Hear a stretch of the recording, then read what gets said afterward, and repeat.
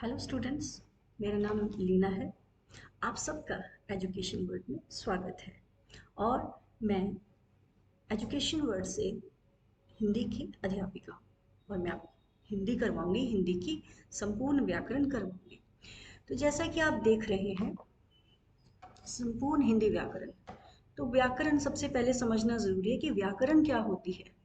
देखिए, अगर इंग्लिश में इसको बोले तो ग्रामर बोलते हैं। तो व्याकरण या ग्रामर किसी भी भाषा को समझने के लिए बहुत ज़रूरी होती है। हम उसे अगर हमें व्याकरण आती है ना किसी भी भाषा की, तो हम उसको अच्छे से समझ सकते हैं, बोल सकते हैं और लिख भी सकते हैं। तो समझ गए ना।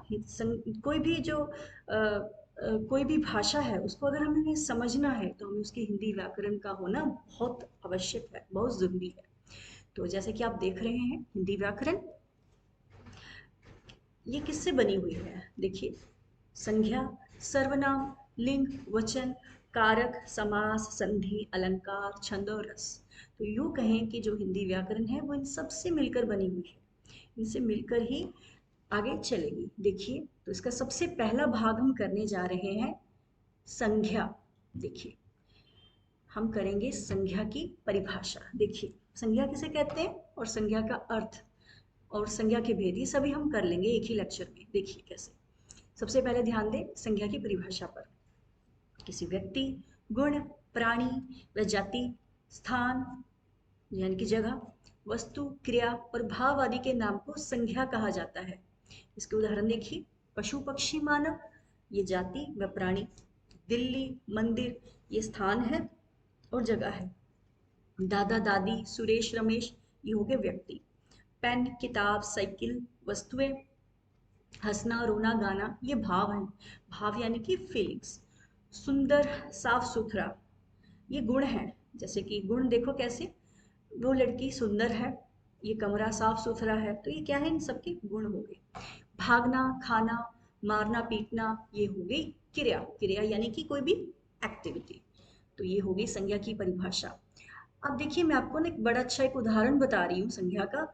इसमें आप पूरी की पूरी संज्ञा को बड़ी आसानी से समझ जाएंगे। देखिए इसके उदाहरण। रमेश परीक्षा में प्रथम आया था, इसलिए वह दौड़ता हुआ स्कूल से घर पहुंचा। इस बात से वह बहुत खुश था। उसने ये बात अपने माता पिता को बताई। ये समाचार सुन वह इतने आनंदित हुए कि उन्होंने उसे गले लगा लिया। ये उदाहरण बहुत ही अच्छी है, सारी संज्ञा इसी में है। देखिए कैसे। इन पंक्तियों में खुश, आनंदित ये क्या हो गए, भाव। रमेश माता पिता, व्यक्ति, स्कूल, घर ये स्थान है, सुन, गले ये क्रिया, आदि संज्ञा जो है वो प्रयुक्त हुई है। तो ये उदाहरण जो है बहुत ही अच्छा है, इसको अच्छे से समझ लें। आगे हम करेंगे इसके भेद, संज्ञा के भेद। तो देख रहे हैं आप संज्ञा के कितने भेद हैं, एक दो तीन चार पांच, पांच भेद हैं इसके।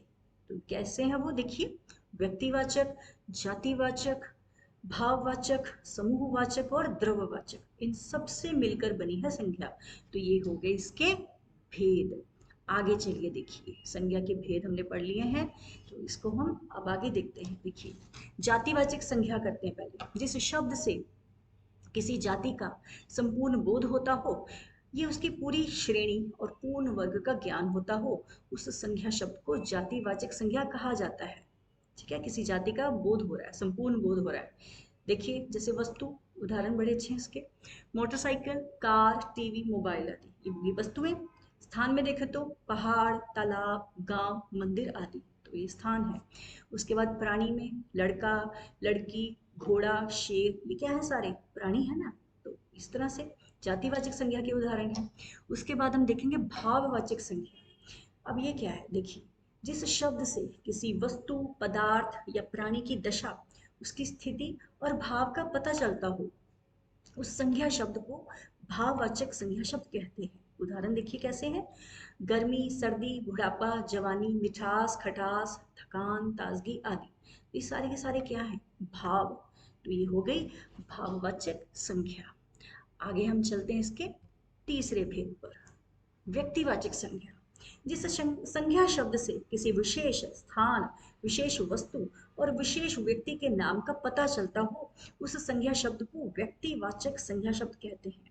अर्थात जिस संख्या शब्द से किसी खास व्यक्ति, वस्तु व स्थान का पता चले जो कि अपने आप में विशिष्ट विशिष्ट हो, यानी कि अपने आप में एकमात्र हो, उन शब्दों को ही व्यक्तिवाचक संख्या शब्द कहा जाता है। उदाहरण देखिए, स्थान में देखिए तो भारत, दिल्ली, गोवा, अमेरिका, अमृतसर।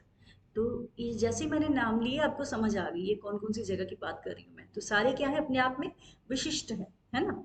उसके बाद व्यक्ति में देखें तो महात्मा गांधी, भगत सिंह, सचिन तेंदुलकर, कल्पना चावला आदि। ये जैसे ही मैंने नाम लिए आपको समझ में आ गया, आपके सामने एक इमेज आ गई इन सबकी। तो विशिष्ट हो गए ना ये भी अपने आप में, ये भी हो गए व्यक्तिवाचक की उदाहरण। उसके बाद वस्तु, रामायण, महाभारत, ऋग्वेद, रामचरितमानस। अब देखिए ये भी विशिष्ट हैं, कैसे?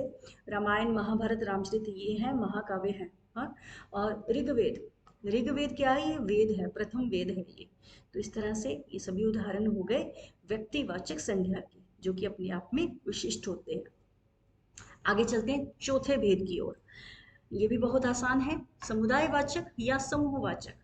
ये क्या है? आप देखिए, जो शब्द किसी विशिष्ट या एक ही वस्तुओं के समूह या एक ही वर्ग व जाति के समूह को दर्शाता है, वह शब्द समुदायवाचक या समूहवाचक संज्ञा शब्द कहलाता है।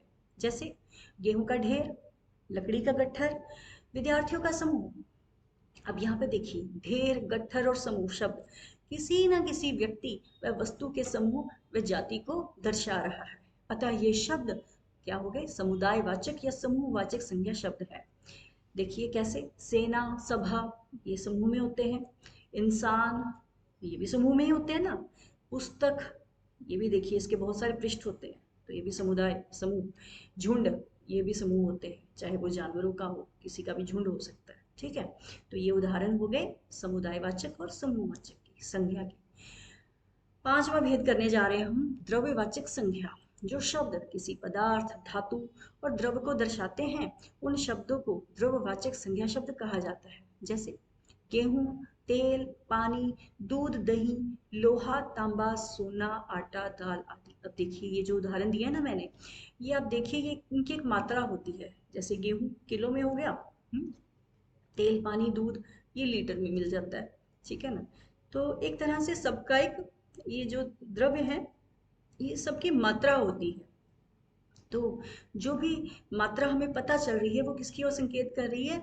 द्रव्यवाचक संज्ञा की ओर कर रही है। ठीक है, तो इस तरह से हमने आज किए हैं संज्ञा और संज्ञा के भेद। कितने भेद किए हमने इसके? 5 भेद। आशा है आपको संज्ञा जो है अपने भेदों सहित बड़े अच्छे से समझ लगी होगी। तो अब सिर्फ इतना ही, आगे हम फिर ऐसे ही पढ़ते रहेंगे। हिंदी आप मेरे साथ पढ़ेंगे। तो तब तक के लिए धन्यवाद।